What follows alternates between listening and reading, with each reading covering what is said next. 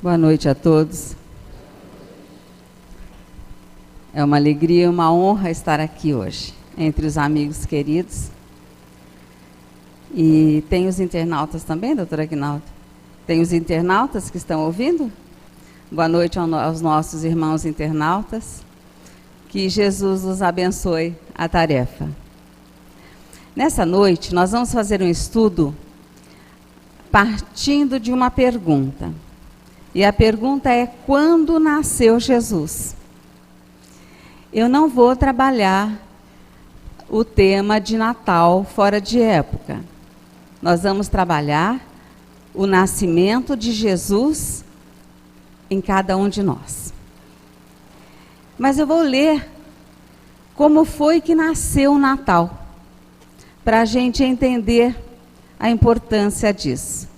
Natal é uma grande festa introduzida no calendário na distante Idade Média, instituída pelo Papa Júlio I como uma forma de atrair o interesse da população para o catolicismo em plena Roma.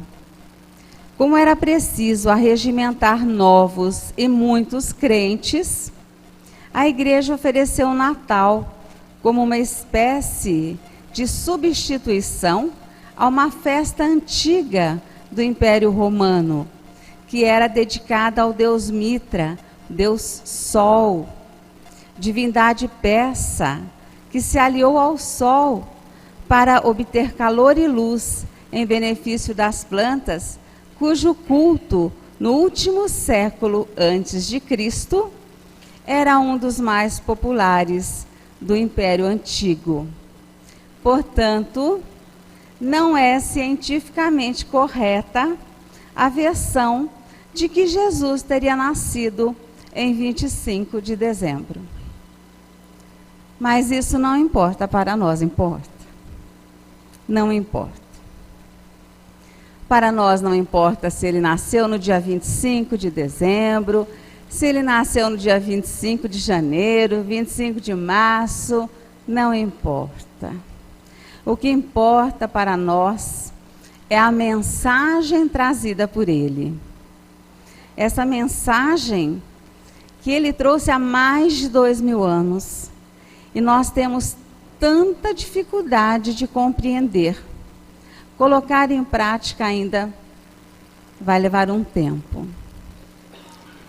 Também é importante conhecermos como foi a preparação para a chegada de Jesus. Mas não a preparação para que ele vestisse esse corpo para estar conosco nessa dimensão. Não. É importante saber a preparação que foi feita por Maria na atmosfera espiritual. Maria, quando recebeu a proposta de conceber o Messias, ela ainda estava no plano espiritual. E ela aceitou prontamente a tarefa, consciente de todas as dificuldades que encontraria, todo sofrimento que passaria. Consciente disso tudo, ela aceitou prontamente.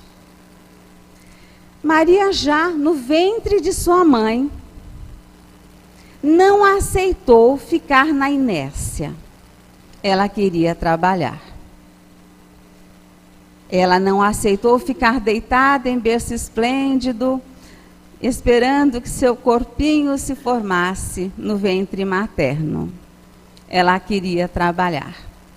Ela queria fazer um trabalho de higienização em toda a atmosfera espiritual da região da Palestina.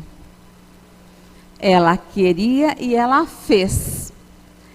E Maria foi trabalhando, conduzindo, liderando grupos de espíritos de alta envergadura espiritual e foram fazendo a higienização de toda a região da Palestina.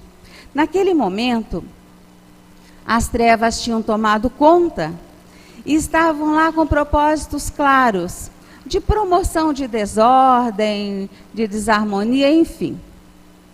O trabalho foi árduo, Foi muito difícil. Algumas regiões tinham grupos de espíritos trevosos que eram mais resistentes e ficava mais difícil a retirada desses espíritos. Em outras regiões, eles mal suportavam a luz daquele espírito que era Maria e já se afastavam. O trabalho foi grande, mas Maria consegue. Ela consegue fazer a higienização de toda a atmosfera espiritual da região da Palestina. Diz a narrativa que tudo ficou melhor. Diz que o ar ficou mais respirável. Diz que os frutos ficaram mais saborosos. Diz que toda a vegetação ficou mais bonita. Até os passarinhos pareciam mais felizes, diz a narrativa. Maria pequenininha, sentava num banquinho, nem alcançava os pezinhos no chão, e ela recebia em sua casa, na casa dos seus pais, a visita dos mestres dos templos, que era onde ela deveria ser levada para aprender. E eles ouviram dizer que aquela menininha seria a mãe do Messias. E eles iam conferir. E eles faziam perguntas para Maria, e a cada pergunta, Maria, tão pequenininha ainda, dava uma aula. Respondia todas as questões com grande sabedoria. Ela estava pronta. E essas visitas foram feitas muitas vezes. E em todas elas, algumas vezes iam mestres com mais status, com maior poder nos templos, e faziam perguntas mais difíceis, e a todas elas Maria respondia com grande sabedoria, com muita facilidade. Maria estava preparada para receber o Messias. Eles se convenceram disso. Existe um texto que leva o nome do nosso estudo, que é Quando Nasceu Jesus. E esse texto está no livro Em Torno do Mestre, escrito por Vinícius. E nesse texto, ele fala das diferentes datas de nascimento, do nascimento de Jesus para diversas personalidades do Evangelho. Então ele fala, por exemplo, de Maria de Magdala, de Francisco de Assis, apóstolo Pedro, Paulo de Tarso, Joana de Cusa, Tomé, Judas Iscariotes, Maria de Nazaré e outros. E nós vamos falar de alguns apenas, porque o tempo nem nos permitiria. Se nós perguntarmos, por exemplo, para Paulo de Tarso, quando e onde nasceu Jesus para ele, ele dirá que Jesus nasceu na estrada de Damasco, quando eu, intolerante e fanatizado por uma causa inglória, me vi envolvido na sua divina luz. E dali por diante, em algum momento, ele diz, já não sou eu mais quem vive, mas é o Cristo que vive em mim. Paulo era um jovem, bem nascido, bem formado, de família abastada. Ele era um rapaz que, quando nós conhecemos a sua história, através da obra belíssima de Emmanuel pelo Chico, Paulo e Estevão, ele já era um doutor da lei. Mas Paulo, ele teve todos os recursos que uma pessoa bem nascida poderia ter. E por ter tudo, ele tinha também muito orgulho, muita vaidade. Ele era poderoso, orgulhoso, presunçoso. Ele era arrogante até. Mas Paulo não era uma pessoa má. Ele tinha um equívoco no entendimento. ele era uma pessoa muito reta na sua conduta de vida. Ele seguia firmemente as leis divinas e as leis humanas. As leis divinas, que eram as leis ditadas por Moisés, ele seguia à risca. E ele fazia questão que todos a seguissem também. E Paulo tinha um entendimento assim: se não pensa como eu, está contra mim. Então ele perseguia.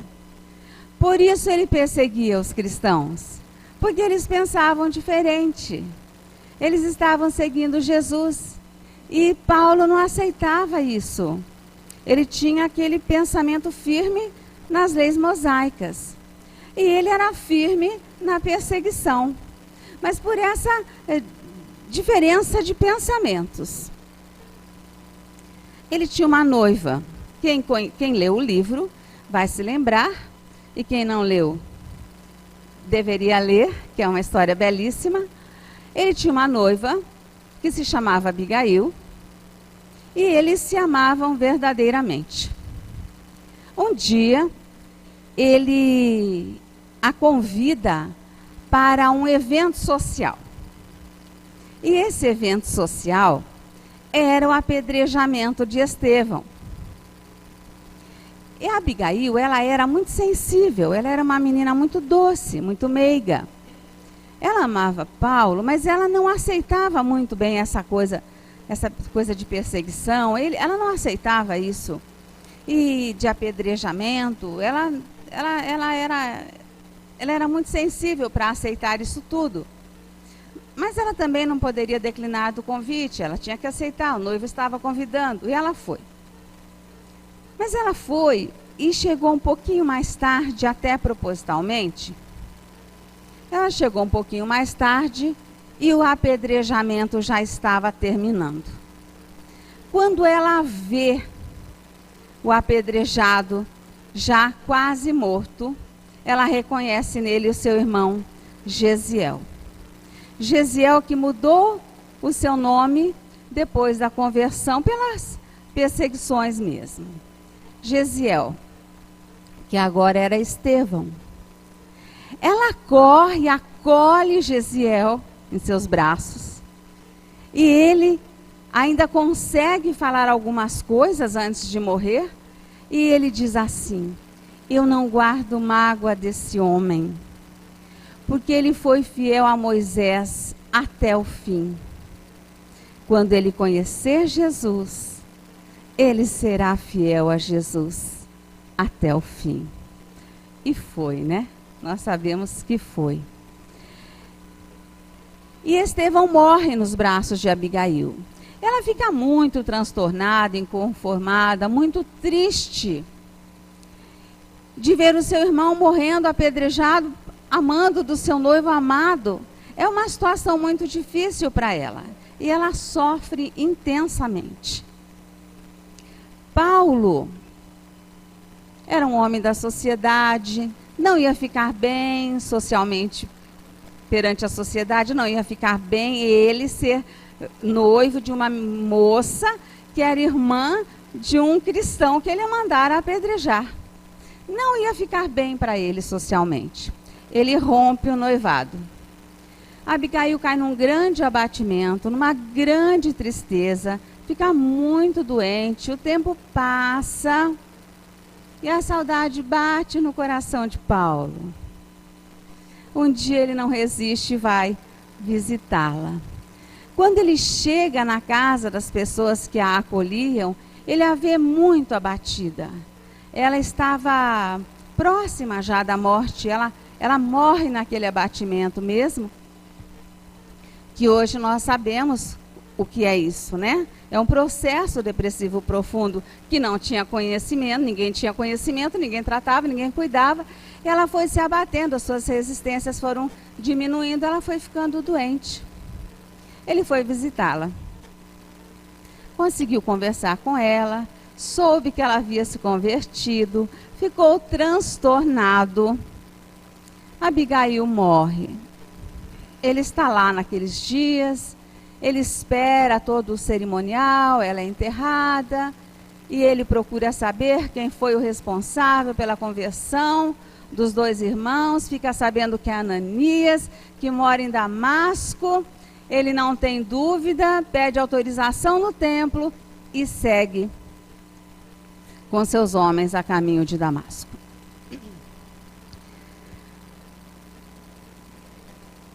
No meio do caminho, Paulo começa a refletir. Ele começa a refletir intensamente sobre tudo que ele estava vendo, sentindo, vivendo nesses últimos tempos. Ele pensava assim, mas o que acontece com essas pessoas que seguem esse Nazareno e são tão serenas? O que acontece? Eu não consigo sentir paz interior, eu não consigo sentir serenidade. Estevão morre, apedrejado, a meu mando, e ele morre me perdoando. Abigail morre, sem nenhuma mágoa do que eu fiz. E ele tinha outros exemplos de cristãos, e ele não entendia. E ele fazendo uma viagem mental, o que é que acontecia com essas pessoas? Que ele não conseguia sentir tanta serenidade. Eles vão indo e os homens perguntam se ele quer almoçar, já é quase meio-dia, ele deve estar com fome, ele nem ouve. E de repente, já chegando próximo às portas da cidade de Damasco, ele é tomado por uma luz que o enceguece no mesmo instante, e ele cai do seu animal. E ele já cai cego, e fica todo confuso, e aquela luz intensa, e de repente aquela luz vai tomando uma forma, e ele ouve uma voz que diz assim: Saulo, Saulo, porque seu nome era Saulo antes da conversão. Saulo, Saulo, por que me persegues? Ele pergunta: quem é que está falando? Eu sou Jesus de Nazaré. Por que me persegues, meu amigo? Naquele momento, Paulo, vendo a figura do Nazareno, que já havia se colocado à sua frente, sentindo a força da energia daquela voz, ele não tem mais dúvida do que ele quer. E ele só sabe dizer: Senhor, o que queres que eu faça? Naquele instante, Paulo se transforma. E os seus homens, ouvindo e vendo a situação, e ele falando sozinho: Senhor, o senhor quer voltar para sua casa? Nós o levaremos. E ele diz assim: eu não sou mais senhor de ninguém. A partir desse momento, eu sou um servo também. E eu sou o servo de Cristo. Ele manda voltarem os outros, ele fica com um somente, porque ele está cego, não consegue caminhar, não consegue chegar.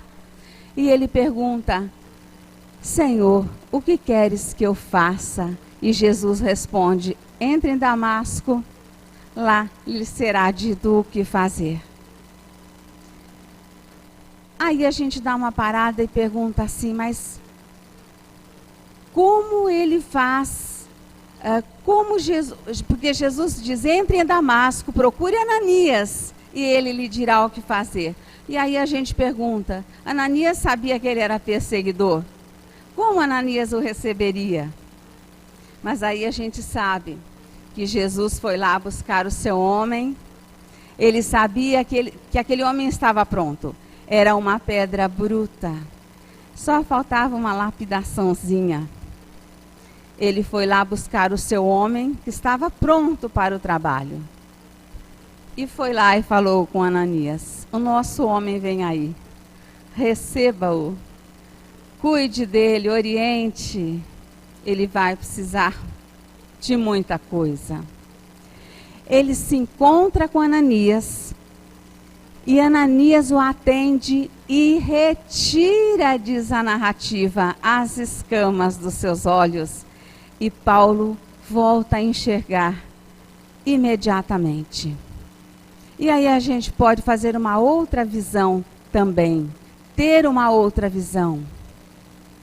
Ananias retira as escamas dos seus olhos espirituais e Paulo começa a ver diferente a vida. E ele passa por toda a sua transformação e faz a sua caminhada do grande perseguidor. Ele passa a ser o grande divulgador do Evangelho de Jesus.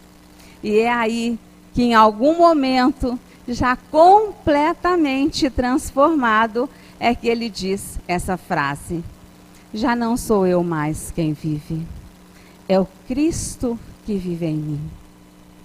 Se perguntarmos a Madalena, ela dirá que Jesus nasceu em Betânia, certa vez em que sua voz, ungida de pureza e santidade, despertou em mim a sensação de uma vida nova, com a qual até então jamais sonhara.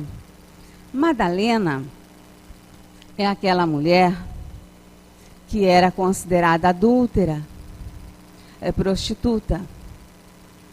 E ela conhecia Jesus, ela amava Jesus, mas ela era afastada da sociedade.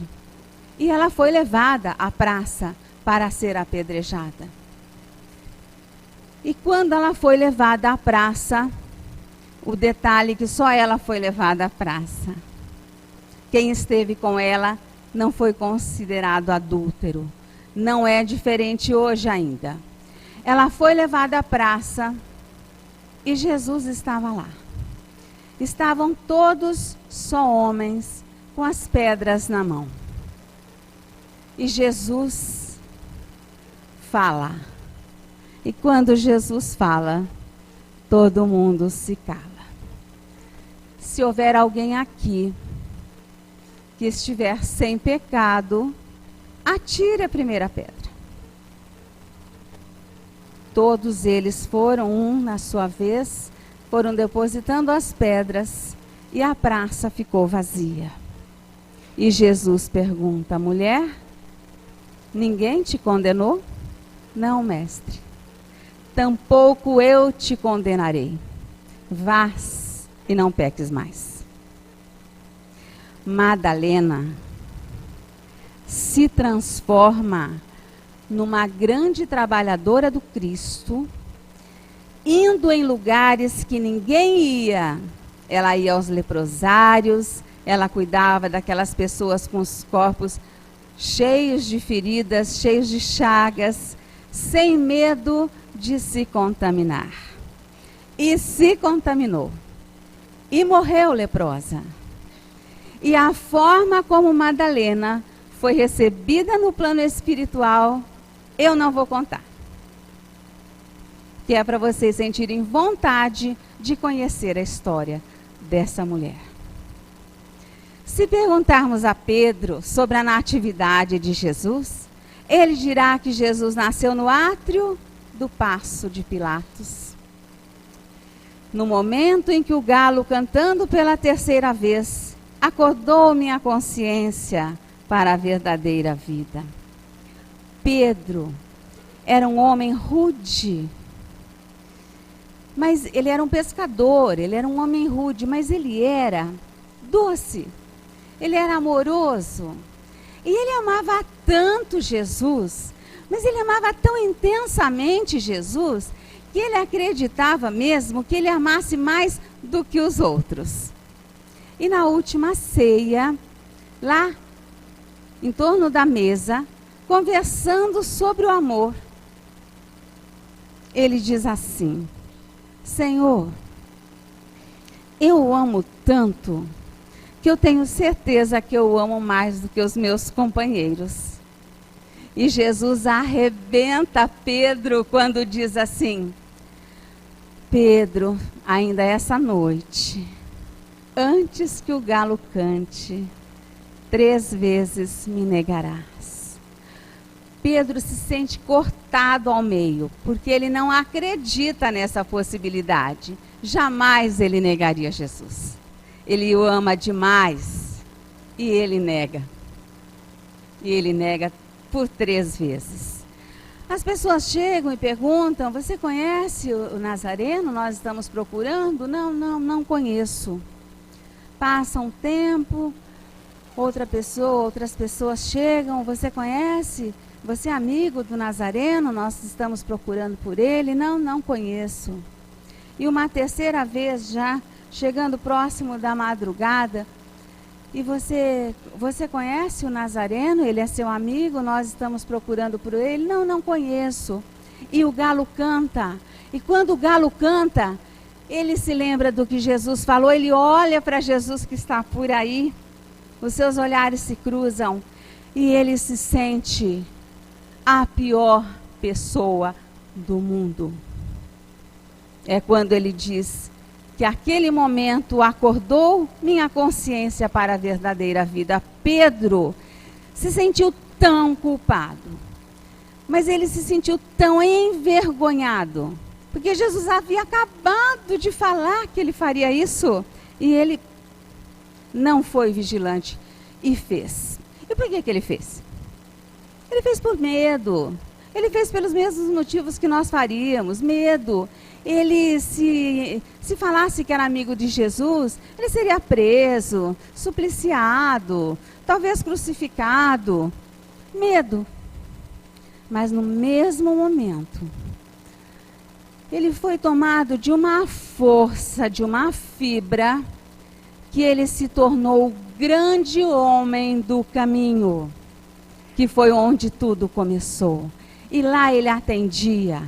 Lá ele alimentava, ele vestia, ele agasalhava, ele consolava, ele curava feridas do corpo, curava feridas da alma.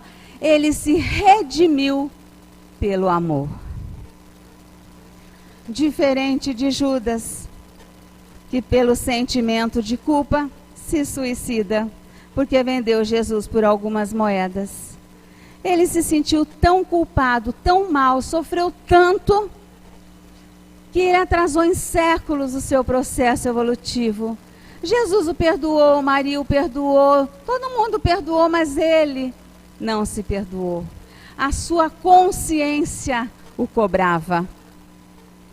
Pedro se redimiu imediatamente pelo amor. Se nós perguntássemos a Zaqueu, o publicano, o cobrador de impostos, explorador que era, ele dirá que Jesus nasceu em Jericó, numa esplêndida manhã de sol, quando eu, ansioso por conhecê-lo, subi numa árvore, à beira do caminho por onde ele passaria, contentando-me em vê-lo. E ele, bom e amável, me acena dizendo: Zaqueu, desce, importa que me hospede em sua casa. Zaqueu, ele é uma figura simpática do Evangelho. Ele era um homem de estatura pequena, e ele era um cobrador de impostos, explorador, explorava todo aquele povo dele, da cidade, e ele sabia que Jesus passaria por ali. E aí, ele sobe numa árvore que se chama de nome sicômoro. Ela é parecida com uma figueira, uma árvore pequena. Ele não conseguiria subir numa árvore grande, ele era pequeno. E ele sobe para ver Jesus. Só para ver, ele se contentava em ver Jesus de longe. Mas Jesus o vê e de longe o chama pelo nome. Zaqueu, desce. Importa que hoje me hospede em sua casa. Ele sabia que ele não tinha merecimento para isso. Ele tinha consciência das suas falhas morais. Mas Jesus não pede, né? Quando Jesus fala, todo mundo obedece, se cala. Ele, não sei se obedece, né? Mas se cala. E ele entrou na casa de Zaqueu. Naquele dia, entrou a salvação no meu lar. Ele, ouvindo os ensinamentos de Jesus, ele disse assim: Senhor, eu lhe prometo que de tudo que eu cobrei a mais do meu povo, eu devolverei em quádruplo e nunca mais farei isso. Ele prometeu, ele cumpriu e se tornou mais um trabalhador de Jesus. Se nós perguntássemos a Tomé, lembram do Tomé? Só acredito vendo? Ele não acreditava em nada. Ele dirá que Jesus nasceu em Jerusalém, naquele dia memorável em que me foi dado testificar que a morte não tinha poder sobre o Filho de Deus. Só então compreendi o sentido de suas palavras. Eu sou o caminho, a verdade e a vida. Tomé, depois da morte de Jesus, da sua crucificação, que ele volta para os seus homens verem que ele estava vivo. Primeiro aparecendo para Madalena. E dizem as más línguas que ele apareceu para Madalena porque ela era mulher e todo mundo ficaria sabendo rapidinho. A gente sabe que ela tinha merecimento para ver o Cristo. E aí ele foi ver os seus homens. E Tomé não acreditava. E Jesus diz: Tomé, toque as minhas chagas. E Tomé vai e toca. Quando ele toca a chaga de Jesus e percebe que o corpo espiritual está lá intacto, que Jesus está vivo, aí então ele entende que a morte não tem poder sobre o Filho de Deus.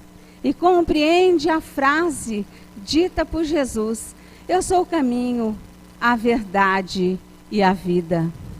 Ninguém chegará ao Pai senão por mim, senão através dos seus ensinamentos, né? Se perguntarmos a Joana de Cusa, ela diria que Jesus nasceu no dia em que, amarrada ao poste no circo de Roma, ouvindo o povo gritar: negue, negue, e o soldado com a tocha acesa, gritando para que ela negasse, e pergunta: este teu Cristo só lhe ensinou a morrer? Joana de Cusa, ela era esposa de Cusa. As pessoas eram tratadas assim: Joana de Cusa, nome do marido; Maria de Nazaré, porque nasceu em Nazaré; ou então o sobrenome do pai, assim. Era uma identificação. Cusa era um alto funcionário do governo de Herodes. Então eles tinham uma vida abastada, tinham conforto, tinham tudo. Mas ela já conhecia Jesus. Ela já conhecia os seus ensinamentos e o amava. E um dia ela procurou Jesus e disse assim: Senhor, eu conheço os seus ensinamentos. Eu amo os seus ensinamentos, eu amo o Senhor, mas o meu marido não compartilha dos meus ideais. O que eu faço? E Jesus diz: volte para sua casa, cuide do seu lar, cuide da sua família, dos seus filhos. Ela não tinha filhos ainda. Cuide dos seus filhos, cuide do seu marido. Ele precisa muito de você. Ela, obediente, voltou. A vida seguiu seu curso. Ela cuidou do lar, do marido. Os filhos nasceram. Ela cuidou dos filhos. E um dia, numa das disputas políticas, Cusa morre. Ele morre e ela fica sem nada. Porque naquele momento a mulher não tinha direito a nada. E ela, que tinha uma posição social satisfatória, tinha as servas para cuidar das coisas da casa, ela teve que buscar trabalho na casa das outras senhoras para dar o alimento para os seus filhos, e foi a luta. Mas viúva, ela começou a seguir os grupos de cristãos que se reuniam para estudar os ensinamentos de Jesus. Aqueles grupos que estudavam escondidos e que eram presos e eram levados aos leões, e ela foi presa certa vez. Foi presa junto com um filho e foi levada ao poste, junto com outros cristãos. E é ali, nesse momento, que todo mundo gritando, negue, negue esse seu Cristo. E o soldado gritando, e o seu filho inconformado, assustado. Mãe, negue, nós já perdemos mesmo. E o soldado com a chama acesa grita, negue, mulher, negue. Esse o seu Cristo só lhe ensinou a morrer? E ela responde, não. Esse meu Cristo não me ensinou apenas a morrer. Ele me ensinou também a vos amar. E o soldado bota o fogo toma conta do seu corpo e ela é retirada em tempo, porque ela merecia. Ela não tinha que passar pela dor de todas essas chamas.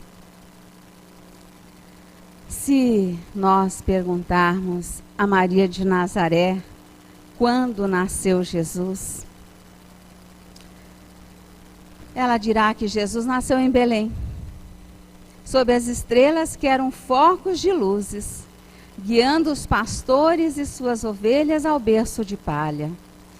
Foi quando o segurei nos braços pela primeira vez e senti se cumprir a promessa de um novo tempo através daquele menino que Deus enviará ao mundo para ensinar aos homens a lei maior do amor. Essas colocações de Vinícius nos fazem refletir sobre o momento do Natal, que deveria ser, ao invés dessa grande festa comercial, essa data, ao invés de ser essa grande festa comercial, deveria ser um momento para que todos nós pudéssemos refletir. Parar, todo mundo, parar e refletir. Refletir se Jesus já nasceu em nós. Se nasceu, quando nasceu em nós? Será que já nasceu?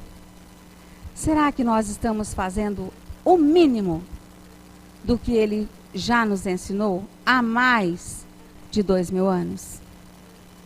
Será que nós estamos conseguindo sair um pouquinho de nós e olhar o outro que está na frente, do lado, atrás?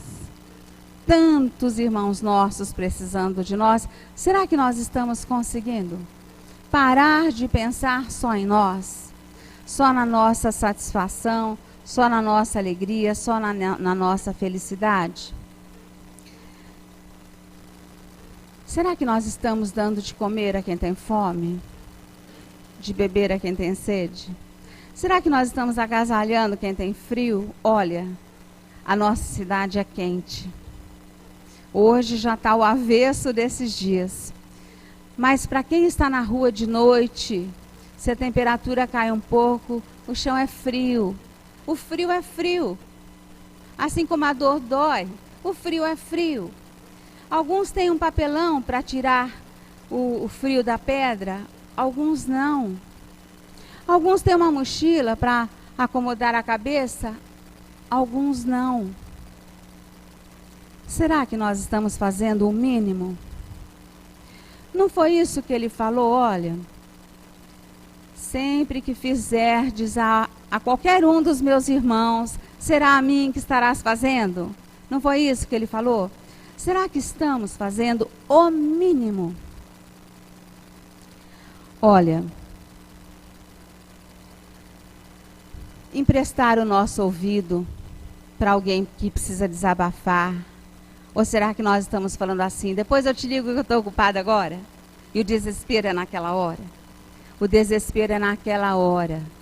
De repente a gente perde uma oportunidade maravilhosa de ouvir e consolar. Será que nós estamos consolando? Será que nós estamos oferecendo o nosso colo, os nossos ombros, os nossos braços? Será que nós estamos usando esse instrumento maravilhoso que é a voz para orientar, consolar, instruir, encaminhar? Será? Allan Kardec, na Revista Espírita número 1 do ano 7, a Revista Espírita são fascículos mensais que ele preparava e depois foram feitas as revistas. Nós temos 12 volumes das revistas. E do ano 7, a revista número 1, ele diz que nós já temos conhecimento suficiente para colocar os nossos pés na estrada de Damasco. E a exemplo de Paulo dizer, Senhor, o que queres que eu faça? E parar de pedir. Ele diz que nós pedimos demais. Que nós pedimos demais. Nós pedimos tudo para o Pai. Nós pedimos pela nossa família, pelo nosso esposo, pela nossa esposa, pelo nosso filho, pela nossa filha, pelo nosso trabalho. Nós pedimos, como se ele fosse a nossa babá, e ele não é. E às vezes nós nem pedimos, às vezes nós exigimos que ele faça. Senhor, faça! Como se ele fosse o nosso criado, e ele não é. Ele é o nosso Criador. Nós estamos cometendo um erro gravíssimo de inversão. Ele é o nosso Criador. Ele sabe exatamente do que precisamos. Ou não sabe? Ou se sabe.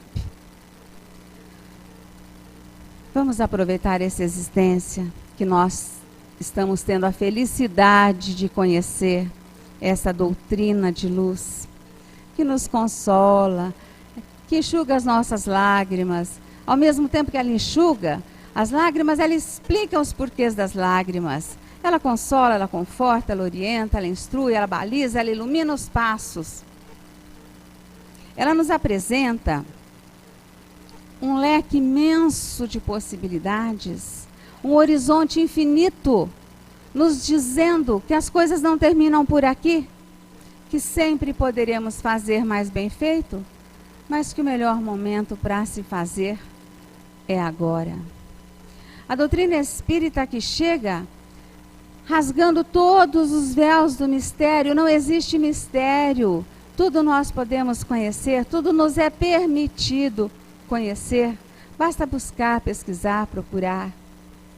Ela chega matando a morte, não existe morte, a vida continua. Ela nos fala da multiplicidade dos mundos. E Jesus falava que na casa de meu Pai há muitas moradas. Ela fala da multiplicidade das vidas. Ela fala da comunicabilidade entre os espíritos encarnados e os espíritos desencarnados. Ela nos dá um manancial de sabedoria. Ela traz o Evangelho de Jesus de uma forma transparente, como na sua nascente. Tudo é muito simples, nós não temos nada, dogmas, rituais, imagens, tudo é clean, tudo é transparente, tudo é leve. Ou pelo menos tudo deveria ser. Vamos buscar ouvir os ensinamentos deixados por Allan Kardec e vamos colocar os nossos pés na estrada de Damasco, porque é assim. Nós lemos essas obras belíssimas que nos trazem essas informações no conforto da nossa poltrona.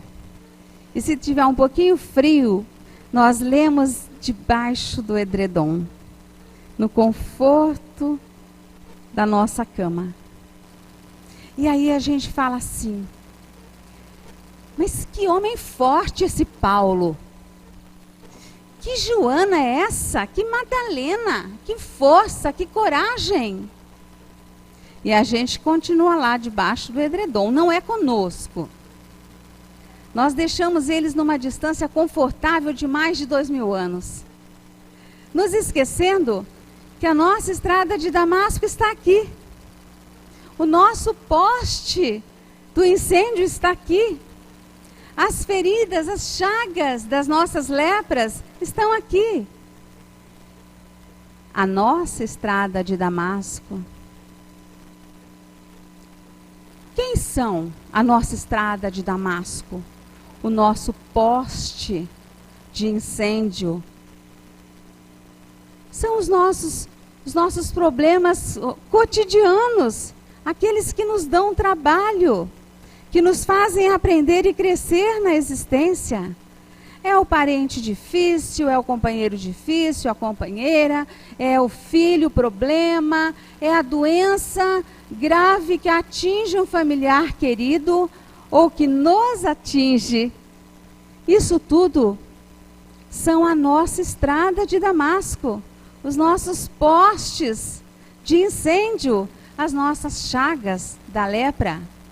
E nós temos que levantar e enfrentar, colocar os nossos pés verdadeiramente na estrada, na nossa estrada de Damasco, no sol quente do meio-dia e dizer: Senhor, o que queres que eu faça? Parar de pedir que Ele faça por nós e nos propor a fazer: Senhor, o que queres que eu faça? E fazer. E fazer. Paulo, entre tantos ensinamentos que ele nos deixa ao longo da sua trajetória como divulgador do Evangelho, um ensinamento ele deixa que é esse: sois todos embaixadores do Cristo na terra.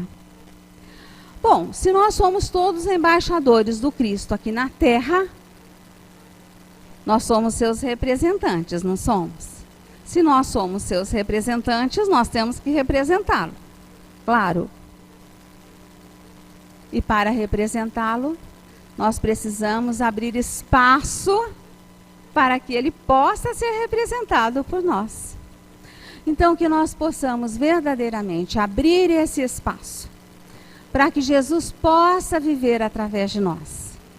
Que Jesus possa trabalhar através de nós. Que Jesus possa caminhar através dos nossos pés. Que Ele possa servir através das nossas mãos. Que Ele possa ver através dos nossos olhos. Que Ele possa amar através do nosso coração. Muita paz a todos. Muito obrigada.